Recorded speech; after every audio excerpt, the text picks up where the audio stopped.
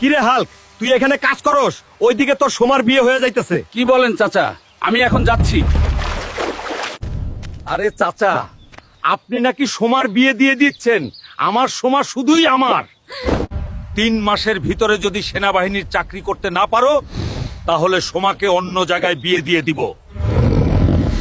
সোমা, কাল আমার সেনাবাহিনীর প্রথম দিন, তুমি আমার জন্য দোয়া কইরো। হাল্ক, তোমার সবকিছু ঠিকঠাক আছে। তোমার চাকরি হয়ে গেছে। কাল থেকে তোমার 3 মাসের ট্রেনিং শুরু। সোমা, শুধুমাত্র তোমার জন্য আমার এত কষ্ট। অনেক কষ্ট হচ্ছে, অনেক কষ্ট হচ্ছে। 1 2 3 4 1 2 3 4 হাল্ক, তোমার সম্পূর্ণ ট্রেনিং শেষ। এবার তোমাকে বিদেশ যেতে হবে 6 মাসের ট্রেনিং এ। ঠিক আছে sir. Sir, Hulk sir accident করেছে, হাসপাতালে ভর্তি। তাড়াতাড়ি চলুন। ঠিক আছে, চলো। হাল্ক, তুমি এখন অসুস্থ। তোমার বিদেশের ট্রেনিং এখন বাতিল।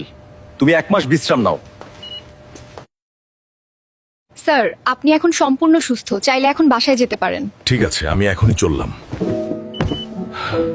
আরে আমাদের হাল্ক নাকি সেনাবাহিনীর চাকরি হয়েছে।